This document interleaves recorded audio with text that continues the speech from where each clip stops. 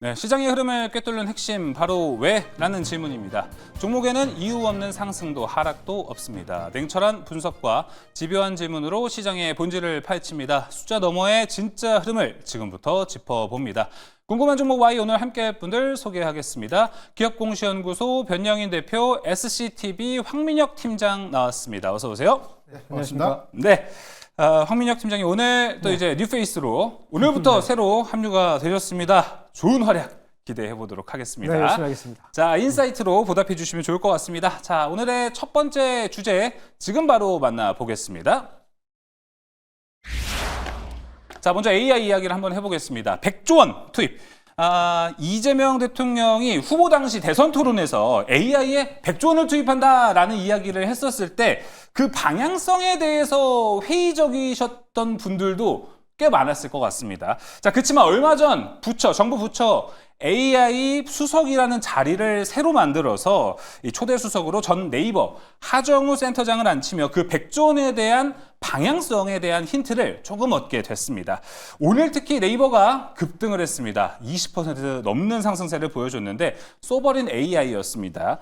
이 초대 수석이 네이버 하이퍼클로버를 만들었던 이 개발을 주도했던 이력이 있기 때문에 이 네이버를 필두로 소버린 AI가 성장할 수 있을 거란 기대감 오늘 네이버에 있었고 또 JP모건에서도 목표 주가를 상향하는 모습을 좀 보여줬습니다. 자, 그럼 변영인 대표님, 네. 이렇게 제가 호재에 대한 이야기를 좀 해드렸습니다.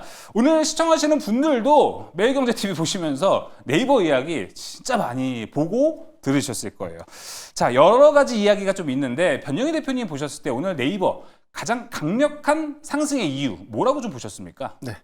우선 하정우 센터장이 임명될 때까지만 하더라도 네이버가 당일에 그렇게 수급을 크게 반영시키는 모습은 좀 아니었는데 일단 JP모건에서 발간된 리포트의 영향도 일부 좀 있었다라고 볼 수가 있겠고 세부적인 데이터의 내용을 보면 대규모 언어 모델 기반의 향후에 이 국가 주도 전략의 AI, 소버린 AI 관련된 정책 수혜가 현실화가 좀 됐다. 이 부분에 가장 큰 수혜가 될 수 있다라는 내용들이 수급적인 어떤 측면에서에 대한 이점으로 좀 작용하지 않았나라 좀 볼 수가 있겠습니다.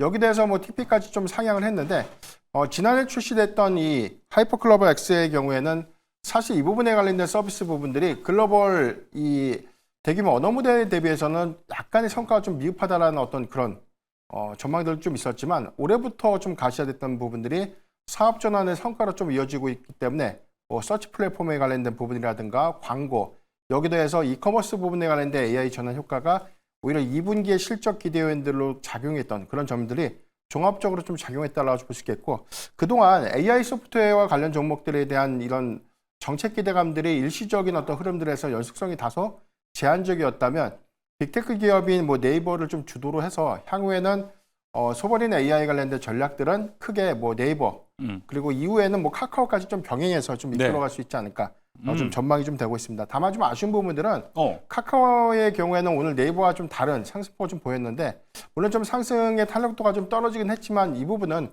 AI의 어떤 전략들이 네이버에 비해서는 다소 좀 미흡하다는 부분들이 있지만 오픈 AI와의 향후의 어떤 성과 같은 것들 이런 부분들이 좀 더 구체화된다면 수급의 어떤 갭맥고기 내지는 공백 흐름들을 같이 좀 연동해서 이어갈 수 있는 부분들이기 때문에 이제부터는 이 빅테크, 빅투죠. 이 두 종목의 경우에는 관점을 좀 다르게 해석을 좀 해봐야 되지 않을까 판단하고 있습니다. 알겠습니다. 네이버와 카카오의 이 좀 색다른 노선을 앞으로 우리가 좀 체크를 해봐야 되는 것도 필요할 것 같습니다. 그럼에도 불구하고 변영희 대표님, 네이버 지금 PER이 17에서 18 정도 가는 것 같더라고요. 네네. 이 부분을 보면은 성장주 치고 아직도 싸거든요. 네. 내일 시장 아니면 다음 주까지도 봤을 연속성은 좀 있을 거라고 보시나요? 저는 당분간 좀 흐름을 이어갈 것 같아요. 왜냐하면 저평가 요인이었던 가장 큰 이유가 작년에 사실 이 일본의 이 라인 야후 재팬 관련된 어떤 리스크 요인 이 부분이 해외 성과에 관련된 어떤 성장이 좀 제약적이겠다. 그래서 이제 해외양 성장 원동력들이 상실되는 그런 부분들이 리스크로 좀 작용을 했었는데 여기다 해서 뭐 플랫폼에 관련된 규제 부분들도 전체적인 어떤 조정이 좀 빌미가 됐었고 이런 부분들이 상당한 좀 주가에 좀 반영이 됐던 이후에 좀 반등을 이뤄냈기 때문에 이후부터는 AI 전략을 좀 주도하는데 네이버의 역할이 그만큼 커질 수 있는 그런 기대 요인들 관점을 재차 좀 주시를 해보면 여기서부터는 뭐 수급의 연속성을 좀 더 이어갈 수 있지 않을까라고 좀 판단해 보겠습니다. 네, 알겠습니다. 자, 그러면은 황민혁 팀장님한테 오늘 첫 번째 질문을 좀 해보도록 하겠습니다. 네.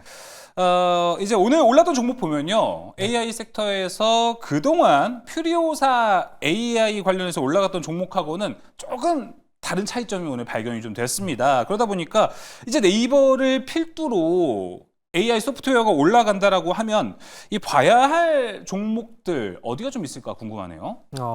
일단 지금 사실 최근 들어서 AI 쪽과 관련해서 올라갔던 종목들을 보시면 대부분 초창기에는 이제 반도체 쪽이 많이 올라갔거든요. HBM 관련주들이 많이 올라갔었고, 거기 대표적인 기업이 이제 바로 한미 반도체라든지 또는 네. SK 하이닉스 이런 종목들이었거든요.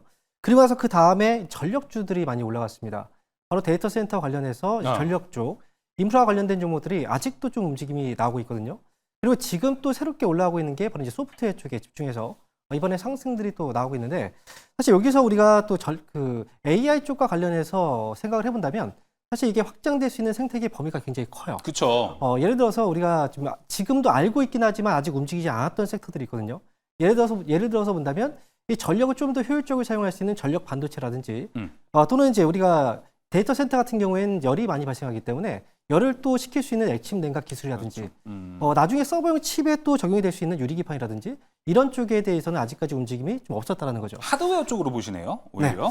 사실 이제 이 부분도 있긴 하지만 사실 나중에 본다면 우리가 온디바이스 AI 쪽도 우리가 좀 봐야 되거든요. 지금 같은 경우에는 기업에 특화돼서 이제 서버용 칩 쪽에 많이 관심이 집중되어 있다면 최근 들어서 보시면 이제 갤럭시 폰이라든지 애플 쪽에서의 아이폰이라든지 이게 결국은 온디바이스 AI 쪽이 접목돼서 이게 스마트폰이 출시가 되고 있거든요. 그렇기 때문에 이제는 이제 기업 쪽에 집중되어 있긴 하지만 나중에 성장을 하게 된다면 대중화 쪽으로 가게 된다면 아무래도 온디바이스 AI 쪽도 충분히 우리가 바라봐야 되는 섹터가 아닐까 이렇게 예상하고 있습니다. 네, 알겠습니다. 저는 사실 지금 이 AI를 볼 때 소프트웨어와 하드웨어를 좀 분리해서 봐야 된다라고 생각을 해서 제가 질문한 건 소프트웨어 내에서 지금까지는 정책 기대감으로 퓨리오사 A 관련주들이 많이 올라갔어요. 근데 오늘 네이버가 주도하면서 올라가는 데 있어서는 혹시 어떤 아이디어가 더 필요할까? 어떤 주도 종목들이 생겨날까에 대한 아이디어가 좀 궁금해서요. 제가 본다면 이제 앞에서도 온디바이스라고 얘기를 했었잖아요. 네. 그거는 이제 뭐냐면 기존에 우리가 지금 앞에서 성장했던 그런 기업들을 보시면 지금 HBM이라든지 뭐 여러 가지 소프트웨어들도 오늘 올라가긴 했는데 제가 볼 때는 이제 앞으로를 본다면 이제 오늘 아마 이제 더준비전이라는 기업이 또 주가 반등이 좀 나왔었거든요. 그렇죠. 그렇기 때문에 클라우드 사업 쪽이 결국은 나중에 또 AI 쪽과 맞물려서 또 성장할 수 있는 분야라고 생각하거든요. 그렇기 때문에 앞으로는 이제 그 소프트웨어 쪽에서 뭐 우리가 또 생각을 한다면 서버 쪽으로 보시는 것도 좋을 것 같습니다. 네, 알겠습니다. 자, 일단 뭐 AI 소프트웨어 우리나라에도 다양한 종목들이 있지만요. 일각에서는 하드웨어만큼 숫자를 내지 못하는 종목들이 조금 있습니다. 그러다 보니까 오히려 이럴 때서 하드웨어에 집중하는 뷰들도 있는데 거기에 대한 이야기들도 한번 우리가 들어볼 수 있을 것 같네요. 자, 그럼 탑픽 종목으로 바로 들어가 보도록 하겠습니다. 변영희 대표님, 탑픽 종목 들어볼까요? 네. 저는 오늘 상승 종목 중에서 한글과 컴퓨터를 준비를 해봤는데 오늘 52조 신고가를 경신을 했고요. 일단 서버린 AI 정책에 관련된 기대감들이 이 빅테크 기업들을 좀 주축을 해서 재편되고 있는 수급 양상을 보이고 있지만 향후에 서비스 상용화 관점에서 어떤 기업들이 정책의 점진적인 수혜 방향을 좀 가져갈 것인가라는 관점에서 동사가 오히려 좀 수혜를 좀 입지 않을까라고 좀 판단이 좀 되고 있습니다. 예. 이 회사의 경우에는 이 AI 기반의 이 문서 지능형 플랫폼을 좀 보유하고 있는데 한컴 데이터 로더를 작년에 좀 실시하고 난 이후에요. 한컴독스, 한컴 어시스던트라는 AI 사업을 좀 가시화했고 이 부분에 대한 서비스화가 현재 어떤 매출 기여 효과는 크게 좀 반영되고 있지 못하지만 이 부분은 향후에 이 AI 전환들이 좀 더 가속화되는 공공 부문의 어떤 성과로 좀 이어지시는 부분들이기 때문에 일단 이 단기간에 어떤 성과로 좀 나올 수 있는 부분들은 아니지만 국가 주도의 어떤 이 AI 전략들이 이제부터 좀 본격화된다는 관점에서 공공 부분을 좀 필두로 한 AI 전환 부분을 우리가 좀 구체화되는 것들에 관한 수혜를 재차 좀 주목해봐야 되지 않을까라고 좀 판단해봤습니다. 이런 관점에서 저는 오늘 종가 기준에서에 대한 단기적인 한 목표가는 한 39,000원 정도로 좀 판단되고 있고요. 손절가는 27,000원을 제시해 드리겠습니다. 한글과 컴퓨터 나왔습니다. 일단 목표가까지 잘 확인해 보시면 좋을 것 같고요. 여러분 잠시 후에 용호상박하면은 한글과 컴퓨터로 지금 수익을 올린 매니저가 있습니다. 엄청난 수익을 올렸거든요. 자, 잠시 후에 더 딥한 이야기 나눠볼 수 있을 것 같습니다. 자, 이어서 황민혁 팀장님, 탑픽 종목은요? 네, 저는 이제 하드웨어 쪽인 것 같아요. 음, 오늘 말씀드릴 기업은 이제 제주반도체라는 회사입니다. 네. 사실 반도체도 여러 가지 사업 분야가 좀 있거든요. 그 중에서 이제 설계 쪽을 담당하고 있는 회사가 바로 이제 팹리스 회사라고 볼 수 있는데 지금 제주반도체가 이제 팹리스 쪽에 사업을 하고 있는 그런 회사다라고 보시면 될 것 같습니다. 그리고 지금 이 회사 같은 경우에는 제가 앞에서도 온디바이스 AI 그쵸, 쪽을 온디바이스. 좀 설명을 드렸었는데 LPDDR을 설계하고 있는 회사예요. DDR이라는 건 이제 D램이죠. 근데 기존 D램보다 지금 보시면 속도 자체도 이제 2배 빨라지고요. 그리고 이제 또 전력 소모 자체도 좀 줄일 수 있는 이 D램이 바로 이제 DDR이라고 하는데 이걸 지금 설계하는 회사가 바로 지금 제주 반도체다 이렇게 보시면 되겠습니다. 이 회사 같은 경우는 결국은 이제 온디바이스 AI 쪽으로 가게 된다면 핵심적인 또 역할을 해줄 수 있는 회사이기 때문에 이쪽 DDR 쪽에서의 D램 쪽에서의 수요도 앞으로 좀 많이 늘어날 것이라고 예상이 되고 있어요. 그리고 최근 들어서 보시면 반도체 업황 자체가 좀 많이 부진하거든요. 근데 이런 반도체 업황이 부진하다 보니까 모바일 쪽은 그래도 좀 살아나고 있어서 이쪽에 또 최근 들어서 물량들을 또 공급을 확대하고 있는 그런 상황이기 때문에 아무래도 실적적인 부분에서도 좀 안정적이고 주가 흐름 역시도 최근 들어서 옆으로 좀 횡보하면서 이제 좀 자리를 잡아가고 있는 모습이 있어서 이 역 같은 경우에는 지금 현재 시점에서 매수를 해봐도 사실은 좀 무리가 없는 가격이 있다 이렇게 보시면 될 것 같습니다. 그래서 지금 같은 경우에는 오늘 13,680원 정도에서 오늘 종가가 나왔는데 이 자리에서 이제 횡보 중이기 때문에 뭐 거래만 조금씩 들어준다면 위쪽으로 또 올라갈 수 있는 방향성을 좀 잡아줄 것 같아요. 그래서 위쪽으로 목표가의 경우에는 지난 2월 달에 이제 고점을 잡았던 자리가 대략 19,000원 정도의 자리였거든요. 그래서 그 정도 자리까지 목표가를 보시는 게 좋을 것 같고요. 만약에 이제 손절가를 대응하신다면 아래쪽에서 보시면 12,000원 자리에서는 계속해서 좀 저점을 좀 확인을 시켜주고 있는 그런 모습들이 나오고 있어요. 그래서 12,000원 정도의 자리를 손절가로 대응하시는 것도 좋을 것 같습니다. 네, 제주 반도체까지 이야기 들어봤습니다. AI 하다 보니까 우리가 온디바이스에 대한 관심도 조금 올려보면 좋지 않을까 생각이 듭니다. 자, 첫 번째 궁금한 종목 와인 여기서 마무리하도록 하겠고요. 두 번째 주제로 넘어가 보겠습니다. 두 번째 주제 화면을 통해 만나보시죠. 앞서 제가 말씀드린 것처럼 삼성전자 이야기를 좀 해보도록 하겠습니다. 하이닉스가시고요. 삼성전자가 3% 가깝게 올라가는 모습을 보여줬습니다. 자, 이 시간에도 제가 말씀드렸는데 최근에 코스피가 급등을 할 때 삼성전자가 밀리지는 않았지 사실 상승의 주도적인 역할을 했다고 보기는 좀 어렵습니다. 근데 어제부터 이 AMD와 브로드컴의 HBM을 납품하고 있다라는 소식이 들려오면서 분위기가 좋아졌습니다. 최근에 외국인의 수급도 삼성전자에 대해서 좀 퐁당퐁당하긴 했지만 월요일 많은 양을 팔고 화요일과 오늘 매수하는 것은 현재 이 뉴스를 좀 좋게 보고 있지 않나 좀 생각이 듭니다. 변영인 대표님, 네. 하이닉스가 역사적 신고가에 가고 난 뒤에 오늘은 쉬고요. 삼성전자가 좀 오늘은 3% 가깝게 올라가는 모습을 보여줬습니다. 요거 좀 해석을 어떻게 하실지 궁금해요. 삼성전자의 시간이 다가왔다라고 하는 건 좀 과대 해석입니까? 삼성전자와 SK하이닉스의 최근의 수급 기준을 봤을 때는 뭐 SK하이닉스가 뭐 연이어서 그렇죠. 외인의 수급을 크게 좀 반영시켰던 부분. 오늘 공교롭게도 외인이 2거래일 동안 매도하는 SK하이닉스와 좀 다르게 삼성전자는 2거래일 동안 매수를 했다는 점에 일부가 좀 차이가 있겠는데 일단 뭐 수급적인 측면에서 일단 확대해석보다는 사실 SK하이닉스가 어제 신고가 경신 이후에 사실 이 차익 매물에 관련된 어떤 부담 부분들 이 부분은 뭐 지정학적 리스크 관련된 시장 영향도 일부가 좀 반영됐던 흐름이었기 때문에 오늘 뭐 종가 기준에서 0.6% 정도 뭐 하락은 크게 좀 우려할 수 있는 수준도 좀 아니다라고 판단되고 있고요.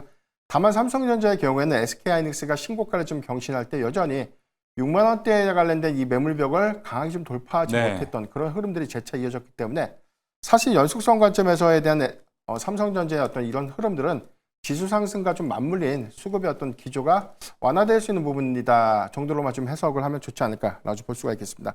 다만 어제부터 시작됐던 삼성전자의 뭐 글로벌 전략 회의 부분들을 좀 주목을 해봐야 될 것 같은데 일단 이 부분에 관련된 크게 좀 세 가지 의제가 좀 있었죠. 뭐 엔비디아랑 퀄테스트에 관련된 지원 부분이 HBM3에 관련된 전략, 양산에 관련된 수요를 얼마만큼 좀 개선시킬 수 있을까 이게 첫 번째고요. 그리고 3나노 이하 부분에 대한 파운드리 전략을 어떻게 좀 더 회복시키고 이에 따른 어떤 시장 점유율을 만회할 것인가 이런 부분들이 이번 이 전략회의에서 좀 논의가 될 것이기 때문에 아마 하반기 전략들에 대한 어떤 이 방향성들이 좀 더 본격화 좀 된다면 그동안 리스크 요인들이 좀 완화되면서 점진적인 수급 반영을 이끌 수 있지 않을까 아주 판단해 볼 수 있겠습니다. 제가 아까 말씀해 주셨던 거에 답변도 좀 부탁드려요. 과대 해석에 대한 거.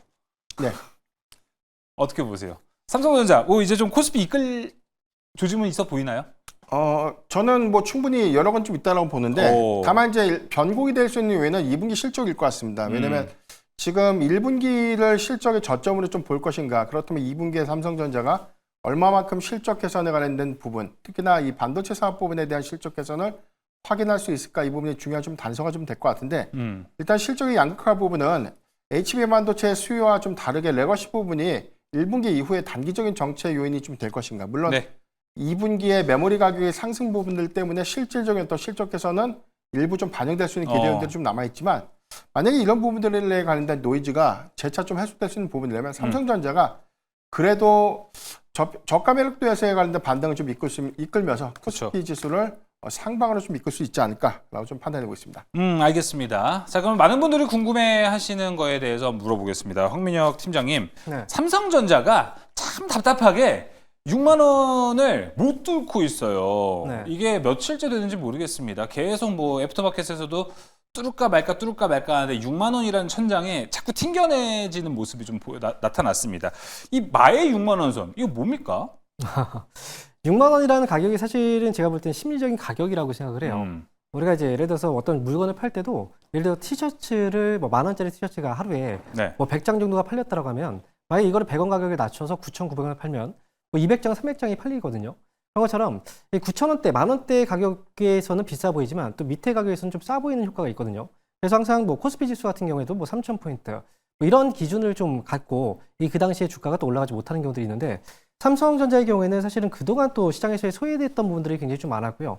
거기다가 지금 또 앞에서도 저희가 다뤘지만 바로 AI 쪽에서의 그 HBM 반도체 쪽에서도 좀 낙후됐던 부분이 분명히 좀 있었거든요. 경제에서 좀 밀렸던 부분들도 있었고 그래서 지금 같은 경우에는 오히려 이제 하이닉스 쪽으로 자금들이 많이 몰렸었는데 하지만 삼성전자 같은 경우에는 사실 과거부터 지금까지 우리가 주식을 계속 해본 이 결과를 본다면 항상 시장이 올라갈 때 삼성전자가 아예 도태되거나 아예 못 올라가거나 이런 적들은 별로 없었어요. 실제로 2020년도, 2021년도에 코로나 당시에도 우리가 주가를 확인해 보면 과거에 주가 지수는 올라가도 삼성전자가 바로 올라가진 않았거든요. 항상 주춤하다가 나중에 또 굉장히 큰 상승이 나왔는데 이번 같은 경우에 결국은 삼성전자도 6만 원에 좀 갇혀있는 듯한 모습이 나오고 있지만 어느 순간 또 6만 원을 돌파하고 제가 볼 때 3,000포인트를 넘어가게 된다면 만약에 그 시점에서는 삼성전자 쪽에서의 힘이 조금 더 강하게 뭐 지수 견인차 역할을 해주지 않을까 이렇게 좀 생각하고 있습니다. 네, 알겠습니다. 자, 그렇다면 뭐 삼성전자 6만 원은 지금 어떻게 보세요? 시간이 좀 지나가면은 뚫어갈 거라고 보시나요? 아니면 뭐 어떤 호재성 뉴스가 나와야 된다고 보시나요? 일단 재료 자체가 좀 있는 건 되게 중요할 것 같아요. 앞에서도 AMD라는 회사에서 또 HBM 반도체를 또 납품한다 이런 뉴스도 있었고 경쟁사인 또 브로드컴 쪽에도 역시 이제 최근에 5단에 이제 그 5세대 HBM 반도체를 납품한다는 소식도 있었잖아요. 근데 결국은 이 칩에 대한 AI 칩 쪽에서의 가장 큰 그 시장을 갖고 있는 건 엔비디아 쪽이죠. 그런데 앞으로의 시장을 본다면 사실 이쪽에서 경쟁 업체에 대해서 납품한다는 것도 분명히 좀 좋은 뉴스인데 제 생각에는 앞으로 이제 엔비디아 쪽도 최근에 삼성전자 쪽을 계속해서 그냥 계속 건들고 있어요. 놓지 않고 있단 말이죠. 왜냐하면 그 엔비디아 입장에서 본다면 공급처는 결국은 다변화시키지 않으면 나중에는 힘들어지거든요. 그렇기 때문에 사실 파운드리 쪽에서도 TSMC하고 버금갈 수 있는 공급처는 파운드리 쪽에서도 삼성전자가 있고 그다음에 또 이제 HBM 쪽도 보시면 시장에서의 가장 큰 규모는 하이닉스가 갖고 있긴 하지만 30% 이상의 또 점유율을 갖고 있는 게 삼성전자이기 때문에 아무래도 삼성전자 쪽으로 나중에는 엔비디아 쪽도 물량을 또 받을 수 있는 뉴스들을 또는 가능성들 또는 파운드리 쪽에서도 역시 또 가능성이 열려 있다고 생각하거든요. 이런 기대감이 사실은 시장을 이제 주가를 또 상승할 수 있는 그런 견인차 역할을 해주기 때문에 제가 볼 땐 기대감들이 반영되면서 주가가 이번에 좀 올라가지 않을까 이렇게 생각하고 있습니다. 네, 알겠습니다. 자, 뭐 제가 지금 정확한 수치로는 기억이 안 나지만 현재 이 GPU를 만드는 시장 안에서 제가 예전에 2년 전쯤 봤던 데이터 보면은 엔비디아가 거의 8할을 차지하고 있고 AMD가 거의 20%를 차지한다고 하는데 확실히 지금 그 80%의 수치를 가져가는 게 더 주가에서는 밸류를 받을 수 있는 포인트지 않을까 싶습니다. 자, 알겠습니다. 자, 그럼 이쪽에서도 과연 우리가 탑픽 종목이 있을지 한번 이야기 들어보도록 하겠습니다. 변영희 대표님, 반도체 이야기로 좀 넓혀봐서 우리 탑픽 종목 받아도 좋을 것 같거든요. 네. 일단 그래도 저는 HBM 시장의 확장성들을 좀 고려했을 때 저는 리노공업을 좀 재차 좀 관심이 소켓으로? 네네. 일단 이 엔비디아가 2분기 가이던스를 좀 상향 제시를 좀 했는데 세부적인 내용을 보면 중국형 영향들보다는 견조한 데이터 센터형 수요가 2분기에 이어서 하반기까지 좀 더 지속될 수 있는 부분들, 특히나 뭐 4분기에는 블랙의 울트라에 관련된 양산 가능성들이 재차 좀 높아진 점들을 좀 감안했을 때 리노공업의 어떤 실적 추정치와 좀 연결되는 그런 흐름들이 긍정적인 성과로 좀 이어지지 않을까라고 좀 판단이 좀 되고 있습니다. 이번 2분기 실적 추정치가 증권사에서 좀 상향 제시가 좀 되고 있는데 실적 부분에 대한 컨센 부분도 좀 상회가 좀 예상되고 있고요. 이 부분은 앞서 앵커님께서 말씀하셨던 것처럼 뭐 테스트 소켓에 관련된 이 수요가 점진적으로 지난 4분기 데이터부터 증가됐던 요인들이 1분기까지 연속성을 좀 보여줬고, 이 부분은 온디바이스 AI 수요가 확장되는 모바일향 수요가 그동안 한 2분기까지에 관련된 영역 성과를 좀 이어졌지만 이제 하반기부터는 오히려 이제 고대역 칩 수요에 관련된 테스트 소켓이 오히려 좀 더 빠른 어떤 수요 확장으로 좀 이어질 수 있는 부분들이기 때문에 네. 외형 확장 관점에서 뭐 리노공업은 현재 구간에서도 저는 충분히 좀 접근은 좀 가능하지 않을까 좀 판단해보고 있습니다. 리노공업. 네, 목표가 58,000원 제시해드리겠고요. 손절가 44,000원을 제시해드리겠습니다. 네, 가격 전략까지 잘 확인해 보시면 좋을 것 같고요. 황민혁 팀장님이 보셨을 때는 현재 네. 반도체 탑픽 종목은 과연 어딜까요? 네, 뭐 어찌 보면 되게 뻔한 종목인데요. 가장 궁금할 것 같아요. 삼성전자를 제가 말씀드릴 거고요. 이 회사에 대해서도 지금 앞에서도 굉장히 좀 많은 이야기를 했어요. 그렇죠. 그리고 지금 대표님께서도 앞으로 실적을 좀 봐야 된다라고 얘기했었는데 사실 최근 들어서 이제 필라델피아 반도체 지수도 가격이 좀 올라오고 있고, 근데 디램 가격 같은 경우에도 공급 물량이 좀 줄면서 또 가격 반등이 또 나오고 있거든요. 이렇게 반도체 업황에서 사실은 이제 뭐 반도체 쪽에서의 실적이 굉장히 중요한데, 삼성전자는 지난번에 실적에서는 반도체 쪽은 굉장히 좀 안 좋았고 결국은 이제 모바일 쪽에서 좀 좋았단 말이죠. 근데 스마트폰 쪽이 아니라 이제 반도체 실적이 끌어올려줘야 이제 주가 상승도 또 나올 수 있다라고 생각을 하는데, 결국은 주가의 상승에 대한 배경은 사실은 시장에서 우리가 좀 간단하게 생각한다면 주도주가 지금 좀 빠져 있다고 생각하시면 돼요. 시총 상위 종목 중에서 주도주가 좀 빠져 있다라고 보시면 삼성전자 쪽으로는 최근 들어서 외국인과 기관 수급이 또 몰리고 있다는 것도 아무래도 3,000포인트를 앞두는 시점에서 주도주가 좀 필요하고 이게 삼성전자가 역할을 해주지 않을까라는 기대감들이 여기 나오고 있다고 좀 생각을 하거든요. 그리고 앞에서의 시장 점유율도 본다면 우리가 HBM 반도체를 지금 엔비디아 쪽에 납품을 제대로 못하고 있거든요. 과거에는 지난해 같은 경우에는 H20 칩은 납품을 했었던 반도체는 거기에는 이제 납품을 했던 걸로 기억을 하는데, 하지만 지금 같은 경우에 어쨌든 이 앞으로는 열려 있다라고 우리가 기대해 본다면 앞으로에 대한 기대감을 가지고 전략을 세워도 될 것 같습니다. 지금 현재 가격대에서 매수 가능할 것 같고요. 7만 원 목표가 그리고 53,000원 손절가로 잡아드리겠습니다. 알겠습니다. 삼성전자 가격 전략 보시면 좋을 것 같고요. 짧게 아주 질문 하나만 하겠습니다. 답변도 좀 간단했으면 좋겠어요. 삼성전자 오늘 좀 얘기해 주신 거는 어떻게 반도체로서의 삼성전자를 저만큼 보시는 겁니까? 아니면 국내 시장 코스피가 워낙 좋다 보니까 외국인 수급이 삼성전자로 들어오시는 걸로 좀 보시는 겁니까? 사실 대표주 격인 그 부분도 보고요. 업황의 회복에 대한 기대감도 둘 다 보고 있습니다. 알겠습니다. 자, 그럼 두 번째 궁금한 종목 Y 여기서 마무리해 보도록 하겠습니다. 세 번째 궁금한 종목 Y로 들어가 보시죠. 화면을 통해 만나보겠습니다. 자, 중국 소비주 바로미터라는 게 이 중국의 6.18, 6월 18일에 열리는 쇼핑 대축제입니다. 날짜로는 사실 오늘이에요. 근데 이제 5월 중순부터 시작해서 5월 중국의 소매 판매가 늘어났다는 소식, 이 6.18 덕분이었다는 얘기도 있었습니다. 이벤트가 끝나긴 한 건데 이게 끝난 거라고 볼 수는 좀 없을 것 같습니다. 늘어난 판매가 자극을 했고 오늘 국내 또 시장에서는 카지노 섹터도 좀 좋았습니다. 그렇기 때문에 중국의 소비와 관련된 섹터에 대한 이야기는 좀 우리가 더 풀어가야 되지 않을까 좀 생각이 듭니다. 변영희 대표님, 네. 화장품도 있고요. 여행도 있고요. 엔터도 있고요. 제가 말씀드린 카지노도 있고 네. 다양합니다. 어디를 가장 좀 눈여겨보십니까? 단기적으로 보면 좀 데이터가 좀 중요할 것 같은데요. 일단 5월 소매 판매 데이터에서 판매 상위 품목들을 좀 봤을 때는 이게 가전이라든가 스마트폰 그리고 화장품 같은 이 품목이 상위에 좀 랭크가 좀 됐었고, 이 부분은 지난 1분기와 유사한 흐름들 좀 보여줬다라는 어떤 결이 좀 비슷하지 않나. 일단 1분기의 경우에는 중국의 이관식 정책의 일부 효과가 좀 있었고, 이 부분은 2분기가량의 어떤 연속 성과를 좀 있었지만 전반적인 어떤 소비 시그널들이 명확하게 좀 회복되는지 여부. 물론 5월 소매 판매 지표가 5%대보다 좀 상회했던 6%대를 좀 기록했던 좀 굉장히 큰 어떤 차이가 좀 있겠지만, 이 부분이 당분간 좀 연속성 있는 회복률을 좀 보이는가가 좀 중요한 어떤 단서가 좀 될 것 같고요.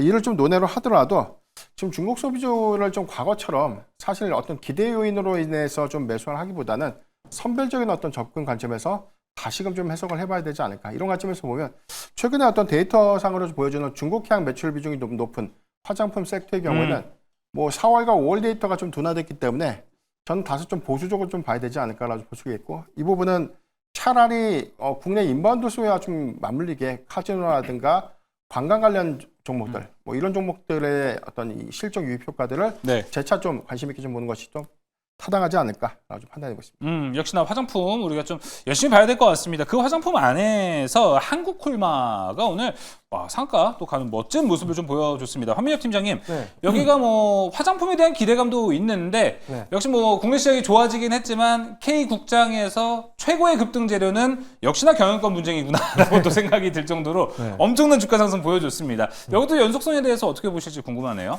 일단 과거의 사례를 비춰봐서 우리가 또 어느 정도 판단할 수 있는데, 얼마 전에 이제 한미 사이언스 쪽에서 경영권 분쟁 이슈가 있었죠. 그 당시에도 결국 이제 경영권 분쟁으로 인해서 이제 지분을 서로 간의 지분을 또 매입을 하면서 매입 경쟁이 나왔거든요. 그러면서 주가가 또 급등이 나왔지만 결국은 이 이슈가 오랫동안 장기화 지속되지는 않았었어요. 이번 같은 경우에도 결국은 경영권 분쟁이 또 뉴스가 터지면서 결국 이제 콜마 홀딩스 같은 경우에도 주가 급등이 나왔었는데, 사실은 콜마 홀딩스라는 회사, 또 한국콜마라는 회사, 이 회사의 어떤 개별적인 기업의 가치로 본다면 사실 좀 아쉬운 부분들도 있어요. 왜냐하면 이렇게 테마를 타버리면 급등이 나왔다 또 급락이 나와버리거든요. 그래서 화장품 본연의 어떤 본질이 주가에 반영되지 않고, 그리고 이제 이런 단기 이슈로 인해서 주가가 또 널뛰게 한 경우들이 좀 있는데, 사실은 최근에 ODM 쪽에서의 사업이 굉장히 좀 지금 성장하고 있는 사업으로 많이 알려져 있을 거예요.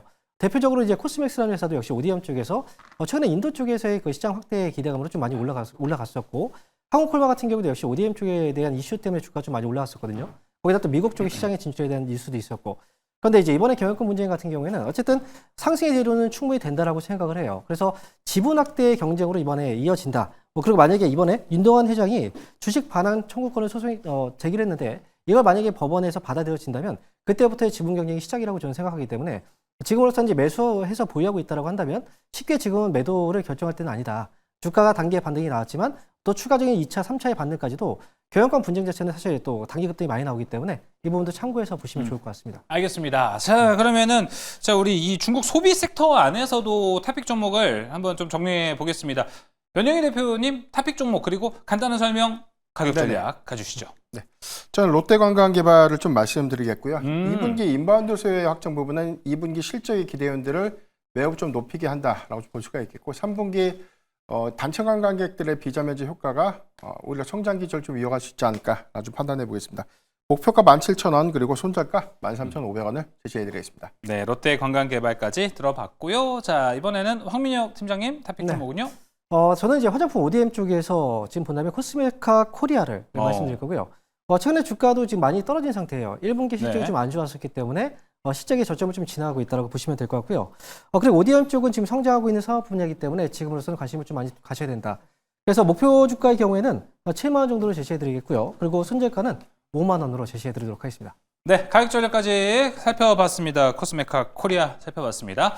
자, 이렇게 오늘 궁금한 종목 Y 준비된 소식은 여기서 마무리해 보도록 하겠습니다. 변영희 대표, 황민혁 팀장 함께했습니다. 오늘 말씀 고맙습니다. 감사합니다.